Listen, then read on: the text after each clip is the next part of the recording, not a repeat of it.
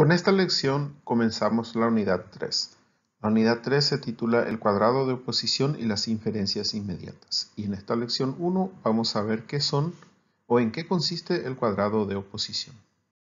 Veíamos en la unidad anterior las formas de las proposiciones categóricas. Estas formas son 4.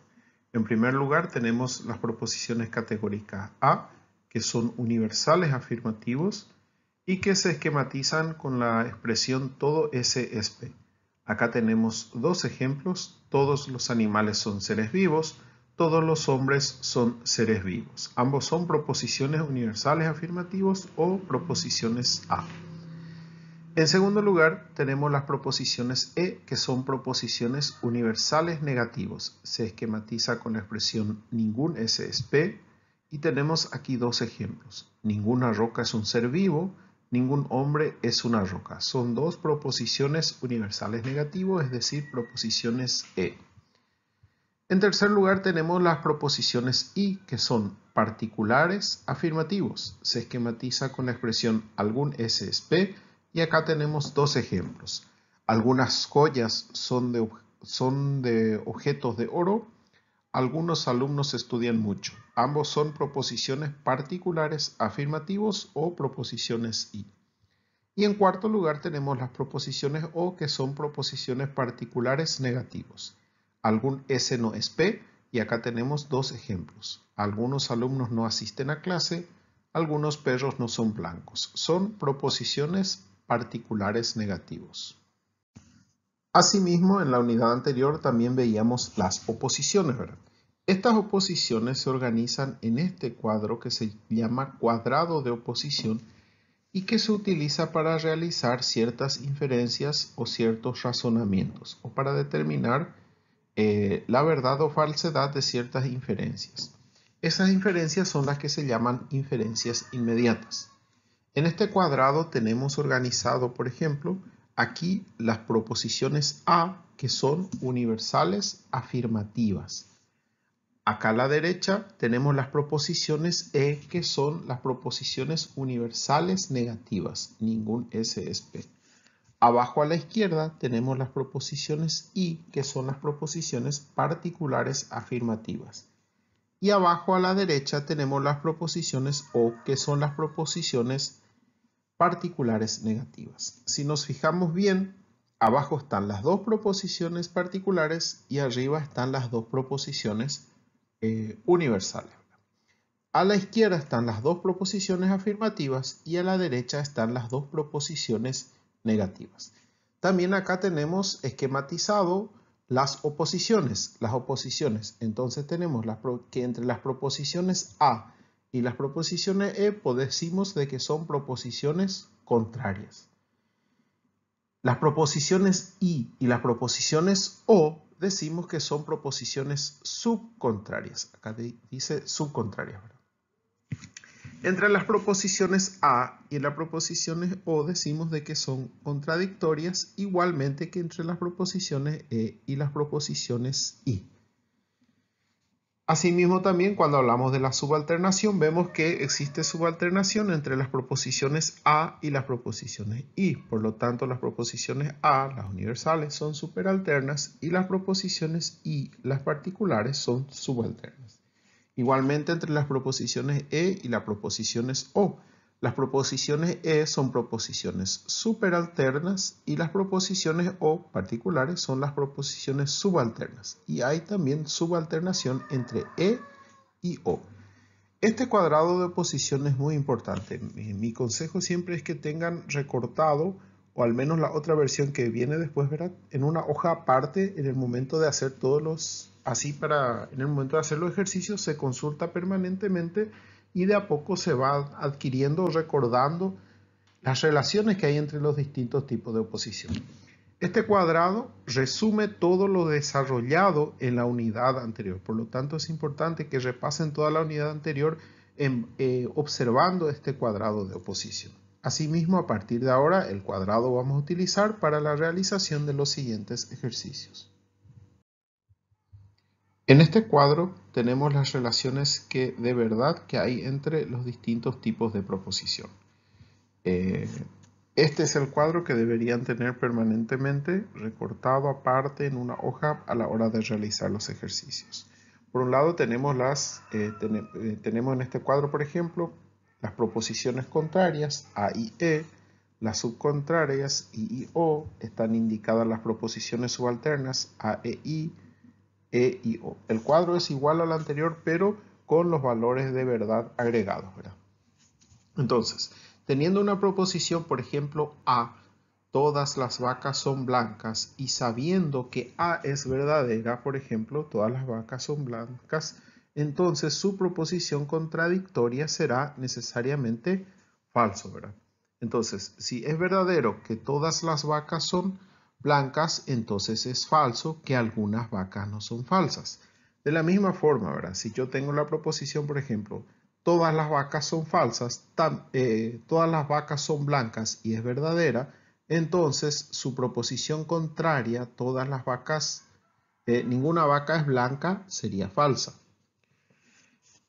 Si tengo, por ejemplo, la proposición todas las vacas son blancas y sé que es verdadera, por ejemplo, su proposición subalterna también sería verdadera.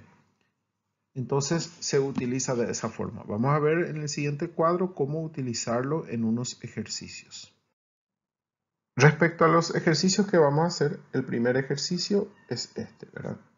De acuerdo con el cuadro de oposición, contestamos lo siguiente. Si A es verdadera, ¿cómo son E, I y O? Y ahí utilizamos el cuadrado, este cuadrado de oposición que contiene los valores de verdad de las distintas oposiciones y su relación entre ellas, ¿verdad? Entonces, en primer lugar tenemos si A es verdadera, ¿cómo son E, I y O? Y acá arriba tenemos el valor de A y su relación con E. De acuerdo a esto, si A es verdadera, entonces O será falso. Y escribimos ahí la palabra F. Luego, la siguiente relación, si A es verdadera, ¿cómo será I? Entonces buscamos acá A y acá abajo se encuentra I, ¿verdad? Este es A, este es I. Entonces tenemos que si A es verdadera, I también será verdadera. Y escribimos aquí B de verdadero. Disculpen la caligrafía. Luego tenemos la siguiente proposición, que es la O, ¿verdad?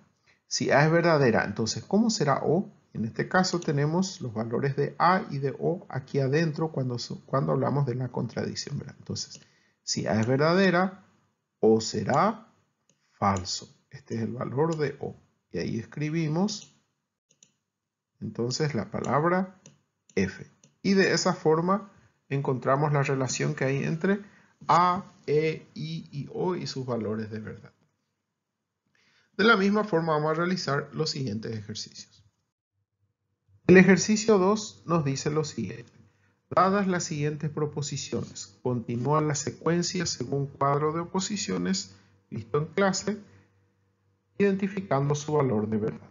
En este caso vamos a partir de la primera proposición que nos dice los actos buenos no son perjudiciales y vamos a suponer de que esto es verdadero. La proposición los actos buenos no son perjudiciales es una proposición E, es decir, es una proposición universal negativa. Y tenemos que inferir si las demás proposiciones o las demás que tienen oposición con ella, es decir, diferencia de cantidad y cualidad, son verdaderos o falsos. En primer lugar tenemos su proposición contradictoria, que es algunos actos buenos son perjudiciales. La proposición algunos actos buenos son perjudiciales es una proposición I, es decir, particular afirmativa. Y la contradicción se da entre E e I. En este caso, si E es verdadero, así como lo tenemos aquí, vamos a inferir de que I será falso. Por lo tanto, aquí vamos a escribir la letra F. En el segundo caso, la proposición subalterna de los actos buenos no son perjudiciales es algunos actos buenos no son perjudiciales. Y tenemos aquí La proposición algunos actos buenos no son perjudiciales es una proposición O, particular negativa. Y la regla nos dice que si es verdadero, acá tenemos, entonces O será también verdadero. Y escribimos aquí la palabra V.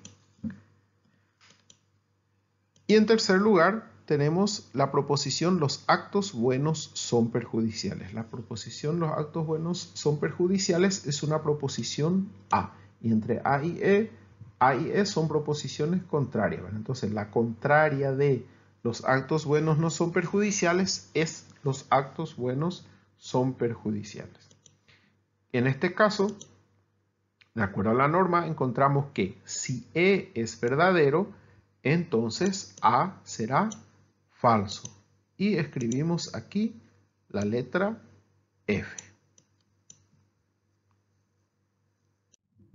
El tercer ejercicio también se realiza utilizando el cuadrado de oposición. En este caso nos dice la pregunta: ¿qué se puede inferir acerca de la verdad o falsedad de las proposiciones en cada uno de los siguientes conjuntos si suponemos que la primera es verdadera y si suponemos que es falsa? Y tenemos aquí el ejercicio A. Es como el ejercicio anterior, pero ahora agregándole la suposición de que también puede ser falsa. Y comenzamos. Todos los ejecutivos exitosos son personas inteligentes es una proposición A. Ningún ejecutivo exitoso es una persona inteligente es una proposición E. Entonces tenemos que ver si A es verdadero, ¿cómo es E? Y encontramos de que es falso. Y escribimos aquí la palabra F. La segunda proposición nos dice, algunos ejecutivos exitosos son personas inteligentes. Es una proposición I. Entonces, tenemos que, si A es verdadero, I será también verdadero. Y escribimos ahí la palabra B. Con este se ve mejor. Entonces, este es falso y el segundo es verdadero. El tercero nos dice, algunos ejecutivos exitosos no son personas inteligentes. Es una proposición O. Entonces, si A es verdadero, tenemos aquí, O será falso. Y escribimos ahí la palabra F. Ahora vamos a hacer de estos mismos, pero suponiendo que la primera proposición es falsa, ¿verdad? Entonces, todos los ejecutivos exitosos son personas inteligentes. Es falso. A. Ningún ejecutivo exitoso es una persona inteligente. Entonces es una proposición E y tenemos que buscar acá. Cuando A es falso, E es indefinido. Entonces escribimos ahí la palabra indefinido en forma abreviada puede ser o por ahí y la palabra y simplemente. Disculpen, no puedo escribir con el ratón, ¿verdad? Lo mismo con la siguiente proposición. Algunos ejecutivos exitosos son personas inteligentes. Es una proposición I. Suponiendo que A es falso, entonces I será indefinido. En este caso coincide, ¿verdad? Puede ser falso, puede ser verdadero, todo depende de cómo va quedando. Entonces ponemos nuevamente aquí la palabra o la letra, en este caso, I. Y por último tenemos que nos dice que algunos ejecutivos exitosos no son personas inteligentes. Es una proposición O. En este caso tenemos que si la proposición E es falsa, entonces su proposición O también será indefinido. ¿Sí? Indefinido. Estos valores pueden variar constantemente y depende del ejercicio. En este caso se da una especie de excepción casi de que todo salió indefinido, pero esto puede variar. Utilicen estos modelos de ejercicios resueltos, vean los videos una y otra vez para poder realizar los ejercicios que se plantean en nuestro ejercitario.